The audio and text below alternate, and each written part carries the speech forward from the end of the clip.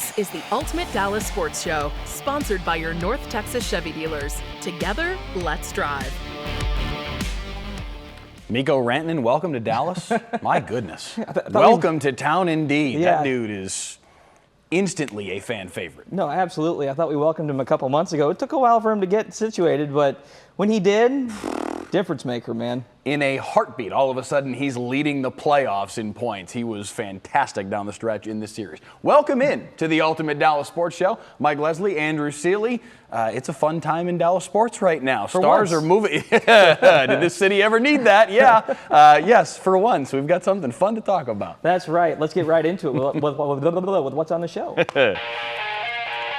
Here's What's on the Show, sponsored by NFM. My heart is pounding with all this playoff hockey over the last couple of days. Your Dallas Stars are living to play another day. One of the greatest comebacks in hockey history propels Dallas into the second round, where they will face the top-seeded Winnipeg Jets, as we just found out about an hour ago. An extensive breakdown of that matchup. Meanwhile, Scotty Scheffler continues to tear up the golf course, tying a PGA record for total score at the Byron Nelson this weekend, and it's the return of no fence riding with a question I've been meaning to ask for a few years about the best part of the sports calendar. Mike, that's what's on the show. Now who's on the show? On the show, it's you, me, and We hope. it looked like we had a pot of hydrangeas, maybe? Who we got? Who we got? We might still be. There we go. There we go. Put up the three There he guys. is. Sean Bass. Sean Bass of the Ticket. Shawnee, how are you? Good to see you on our television. Doing great. Good to be here on such a upbeat night. I mean, like you said, the Stars gave us a lot of hope. It was good for our sports soul to see Mikko Rantanen go for a hat trick in the third period the other night. It felt like the season was over with about 12 or 13 minutes left in that third period. Even the folks that were in the press box, the conversation started to percolate. Well, what are you doing on Tuesday? You know, it felt like this thing was done. Take me through your perspective of seeing Rantanen do what he did and the way that he almost single-handedly saved this season. Yeah, I mean, he put on the cape. And it's crazy to think, like, a week ago, some people were like, oh, man, Mikko Rantanen, should we have made that trade? And, Logan Stankoven was a great piece to give up. But big players that make big money make big plays at big times, and that's exactly what he did. Now, it was nice to get a little bit of puck luck on the second goal to tie it, where he wraps around the goal and hits it off the skate of Gerard. But it was just fantastic, and he was doing a lot of good things inside the series as far as using his big frame. It's just he didn't find the net for a little while, and once he did, it felt like the floodgates opened. But that was very heroic, and that's a moment that DFW sports fans are always going to remember. Game 7, the only player in Game 7 history to have a hat trick inside the third period. It's incredible. And Sean, you kind of mentioned it in terms of his frame. The play I keep going back to with that I think decided the series is the play at the end of Game 3 in that double overtime where he forces the puck away from Durant along the sidelines and gets it ahead to Marchment, leading to the Sagan goal. It felt like a minor moment to a certain degree, like it was massive for the series, but since they lost 4-0, there was a chance the series could have shifted. But I feel like that was such a huge turning point for Rantanen specifically and how he played the game. Because from that point forward, Game 4 notwithstanding, he was a massive factor in every offensive possession that ended up finding the back of the net. Yeah, he really was. And if you look early in the series, you could tell that maybe he was in his own head a little bit facing his former team. I know Daryl Ray's talked about it quite a bit on our airwaves about back in '99 when Brett Hull was added to the roster. They faced the St. Louis Blues in round 2, and Brett Hull felt like a zombie at times during that series. I don't know if Rantanen was exactly feeling that, but it took him a little while to find himself inside the series, and boy, I'm glad he did. So the first storyline has to be what Rantanen did and the fact that they won the series in the first place. And then the very next breath has got to be, and they did it without Miro and Robo. Like, when you look forward for this team, the potential that is now before them, now that they have made their way through the Avs and gotten rid of another Stanley Cup title contender, everything is in front of this team from a possibility standpoint. They look really strong. Yeah, they certainly do. And I want to really take a moment to talk about how good the blue line was without Miro. I mean, Petrovic, who didn't play much during the season at all, stepped up big. I thought CC was a really underrated player. We've seen what Lindell is. He made the one big save earlier in the Avs series with his glove. But yeah, if you can get a world-class defenseman back in your lineup, it's going to make a huge difference. Now, how close Miro is to being on the ice, I don't know. We saw him skate late in the Avs series with the power play at practice. I don't know how much contact he was having at those practices, but hopefully they can get him back for game 1 on what's that, Wednesday night, and they're playing Friday. If you can get him back for one of those games up in Winnipeg, that would be ideal.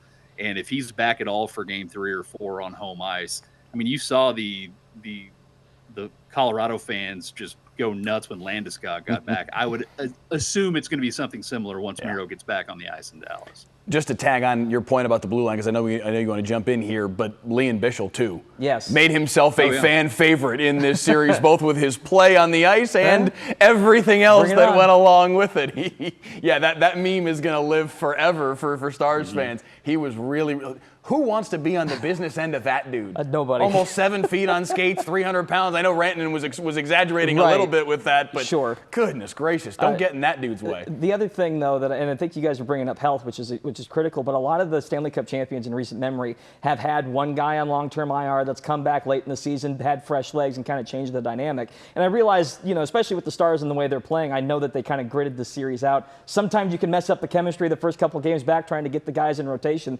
but when the hockey playoffs are such a war of attrition, when you get fresh legs back, and especially the players of the caliber of Miro and Robo, you're talking about a huge boon heading into the toughest matchups of the year, especially against the Jets team, who they struggled against this year, Sean.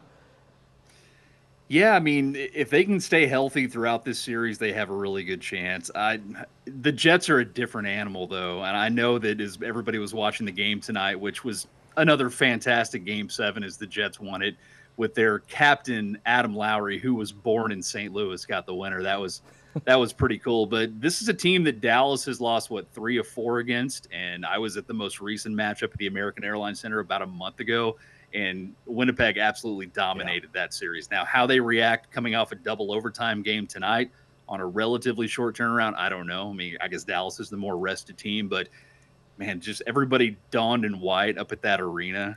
That place is going to be going banana pants. Yeah, and Mike, I believe, remembers this, that Jets game, I think, happened after the Canucks collapse, right? So to some degree, I think there was a little bit of a mental lapse afterward, just the shock of whatever the heck happened in the final minute of that game that I think lingered into the end of the regular season, and at least game 1 of the playoffs, although, granted, we know the Stars struggle in game 1. The other person that I want to put a little bit of credit to on this, a lot of credit really, is DeBoer, who 9-0 in Game 7s now. You want to talk about it, again, Game 7s come down to bounces and just some random puck luck sometimes, but to be 9-0 in those games, there's got to be something about the way that he's keying on this team. And I also think back to him pulling Otter at the end of Game 4, basically saying he doesn't deserve the way you guys are playing. He's pushing the right buttons on this team to make sure they get through each round. Yeah, he's a pretty even kill guy, too. I think he will push buttons when he needs to. I think he will jump down somebody's throat when he needs to. But you're absolutely right. Taking Ottinger out, who was getting no help in that 4th game, he was fantastic despite them being down 3-0. I think that did send a message to maybe everybody else on the roster. Then you saw how they responded in Game 5. As far as the 9-0 in Game 7s, a lot of that is luck because hockey is such a random game. But I love how Pete DeBoer throughout a season won't be too negative at times when things are going wrong because he wants a team to build into the postseason. Now, this year, they had the big 7-game losing streak to end the season, which was really odd and had a lot of us shook. But the fact is, this is one of the top coaches in the NHL. He's been to either the conference final or the final, I don't know, conference finals 4 straight years, I believe, or four times. Going back to his time with Vegas, yeah. I mean, his pedigree is what it is, and I feel like they definitely have a coaching advantage as they head into this series. And as far as the goalie advantage, I don't know because Ottinger has been awesome. Yeah. And Hellebuck has been not like Hellebuck throughout this series against St. Vezina and especially on the road. So if Dallas can go up to Winnipeg and get one of these games and then get back to the American Airlines Center, maybe this Vezina Trophy winning goalie won't be as invincible as he has been. I was going to say, the question being, can they win Game 1, Mike? Well, that's a big piece of this. I'm glad Otter came up, though, because I'm getting into this tomorrow morning on Daybreak a little bit deeper. But he faced 224 shots in this series, by far more than anybody else across the league in these playoffs in this first round. It was an onslaught from Colorado, and without Otter keeping them in a couple of games, there's no way that this series was still going even into a 7th game, let alone Dallas winning this series. No, he was amazing, and he's been amazing since he's been in the league. And the fact he's so young and already has, I believe, 3 Game 7s under his belt, and he's got a slew of playoff starts, it feels like there's not going to be a moment that's too big for him. And for somebody to be that young that has that type of playoff pedigree already, that just portends good things, not only for this postseason, but the next 5-6 years in Dallas. On the topic of youth and dominance, Wyatt Johnston, the young king. I can't believe he hasn't come up yet. Another Game 7 winner. Unbelievable. More to come here on the Ultimate Dallas Sports Show. We're going to talk about the Byron Nelson. We're talking about the Texas Rangers. A lot going on in Dallas sports, not just the Stars. We'll get into all of it after this. Today's headlines, sponsored by your North Texas Chevy dealers. The Rangers bats finally get hot in an 8-1 victory over the Mariners, but it isn't enough to save their offensive coordinator Donnie Ecker's job. And Scotty Scheffler tears up the Byron Nelson, tying a PGA Tour 72-hole record at 31 under par in his first win of the year.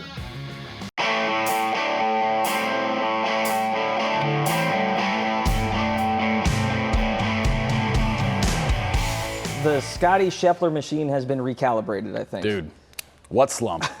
Goodness gracious. He absolutely obliterated the course this weekend. I couldn't believe the score at multiple times. Like it was getting ridiculous, as obviously the scoring record indicates, but I've never seen a minus 30 before, and that was kind of crazy. When he bogeyed late in the round, it was like, wait, what? He's Right. human. He actually can do it. Sean, what did you take? I mean, it was just unbelievable what Scotty did this weekend.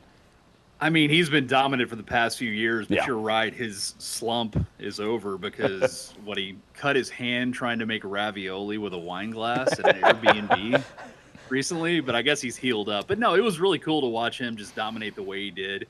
And as he's, finishing off on 18, he's there with his wife and his little baby, who was, I believe he missed the tournament last year for the birth of his kid. Yeah. And that was the first PGA start he ever had, which was at the Nelson. So that was a really cool full circle moment for our very own Scotty Scheffler. Yeah, our Joe Javai got the picture from the Scheffler family of young Scotty and Byron Nelson from, this is going back to early 2000s because Byron passed away in 2006. That's an old picture.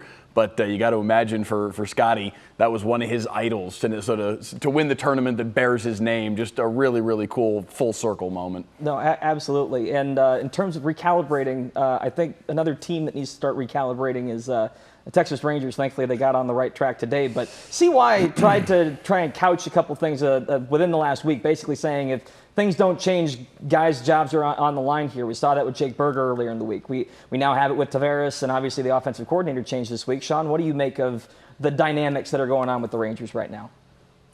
I like that the president is saying, you know what, this isn't good enough. And I know that a lot of people say, well, you can't really judge how good or bad or season is going until, you hit Memorial Day. But this offensive malaise, which we've pretty much had the whole season, is ruining what I think has been the best starting rotation maybe this team has ever had to start a year.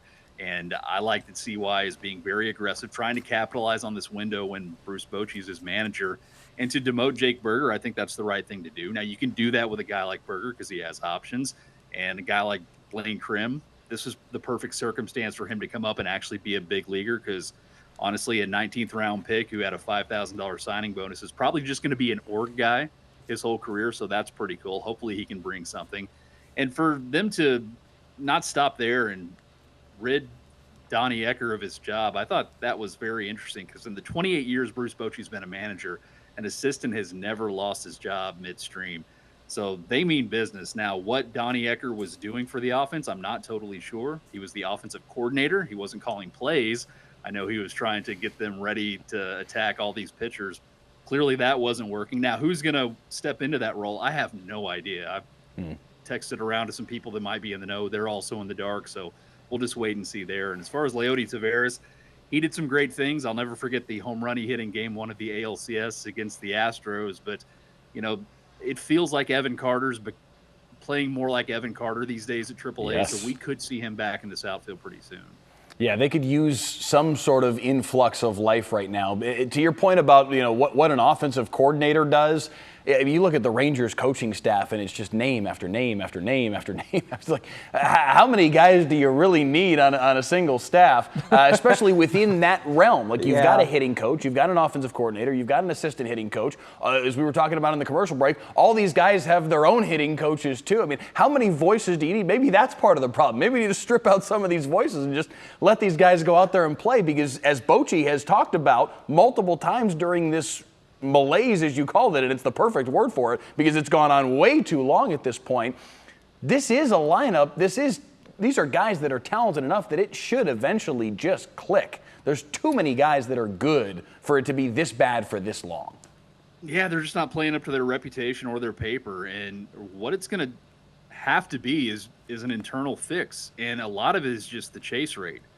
And I know that not everybody thinks about stuff like that, but they have the second highest chase rate in baseball at 31% behind the Padres. And they have the second worst on-base percentage in baseball. And they've drawn the second fewest walks. And I know that walks aren't always fun, but walks are so important. It puts so much pressure on the opposition. The manager has to think, the pitcher has to labor as pitch count goes up. And if you just have more chances with runners on base, you put the ball in play, more runs are going to score. And they just haven't been getting on base. And they haven't been striking out a ton. Now, a lot of it is bad luck. I know that BABIP is something that baseball nerds think about. It's batting averages on balls in play, and the Rangers have the second worst. And if it eventually levels out, maybe they'll have some more luck scoring runs. But the slug has been gone, too, which is so surprising. I think Josh Smith has their last 2 extra base hits. One was a triple today. The other one was a home run, a meaningless home run a few nights ago. So they got to start hitting some dingers. The 13-1 loss, Yeah, getting Corey Seager back's going to help, but guys like Adolis, guys like Jock Peterson, and pretty much everybody throughout the lineup that has a home run threat has to start driving the ball more. Absolutely. It is time. They got to get going. All right, and so do we. When we come back, no fence riding. Stay with us on the Ultimate Dallas Sports Show.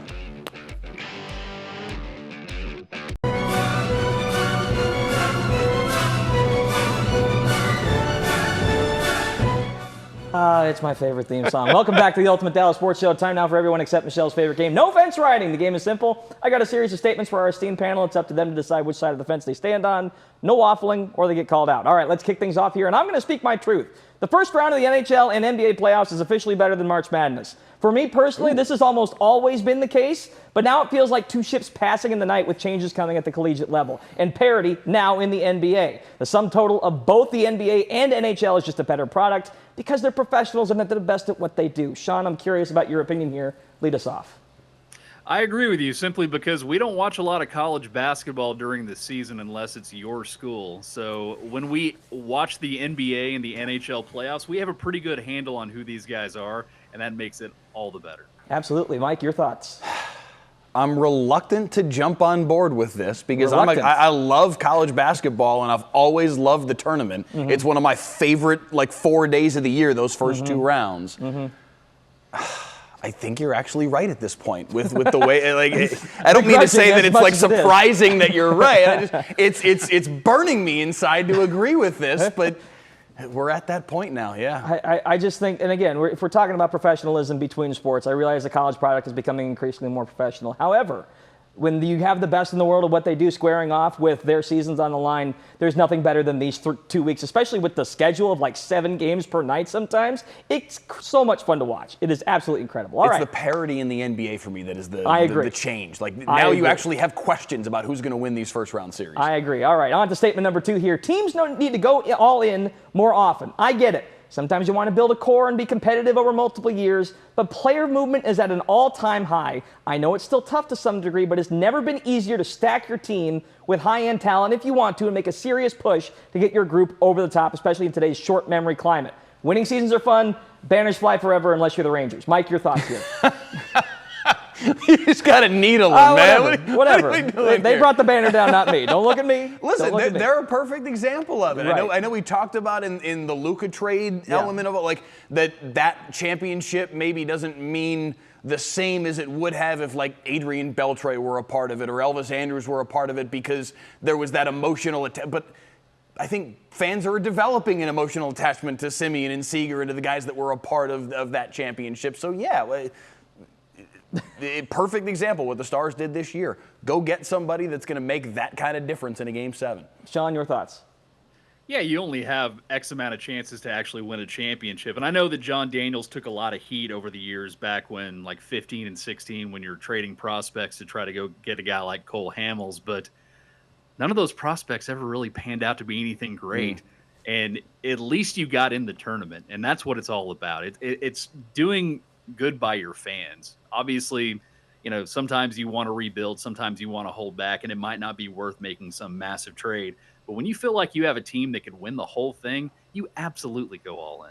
No, absolutely. I think a lot of these teams recently, and I look at the Rams, for example, a lot of people, they were going to fall off a cliff after they won the Super Bowl, or the Broncos, for instance. It takes a couple of years to get back, but you're not going to lose a fan base in that time frame because everyone's a diehard now. Like they accept it if you get over the top with it. I think the question becomes then if you reach a malaise for 10 years. I just feel like, especially in the NBA, player movement, or I'll throw the NHL in there too. I've seen player movement in the NHL for years where it's like, that guy's been on 3 teams over the last 4 years, and it's his 3rd time on the Stanley Cup. So on some level, like, I think fans accept it as long as you get the job done. I realize that's the main caveat here. But I also feel like fans are tired of we won 10 wins we won 10 games in the regular season for the NFL, but we never won a Super Bowl out of it. What did we really get out of that entire run other than a couple of nice memories, Mike? Yeah, you got to get bites of the apple, like Sean said. Look, that's what the Stars have done year after year after year. At some point, maybe this year, it's going to pop. Sean Bass of The Ticket, we appreciate it as always. Thank you, sir. Thanks, guys. Stay with us in the Ultimate Dallas Sports Show. We'll see you. Mike's Final Take coming up next.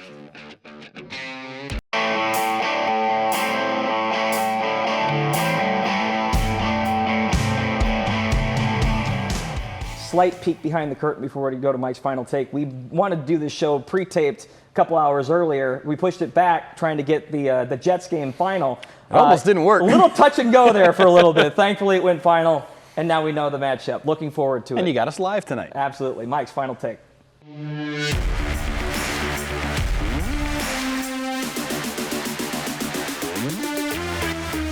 I said a version of this last year before the Stanley Cup playoffs. I wasn't quite as confident going in this year for the Stars, given that 7-game losing streak to end the regular season. But now that they are through the first round and they've knocked off the Avs, I absolutely believe again in the potential for this team. If you want to follow a team in DFW that's going to give you bona fide fun, the Dallas Stars are the team to follow. They've got a real chance to go win a cup again.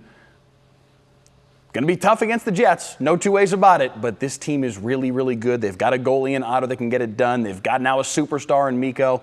This team's for real. Absolutely. Can't not wait for the matchup. We got some really good hockey ahead. It's going to be awesome. That's all for the Ultimate Dallas Sports Show. We will see you guys next week.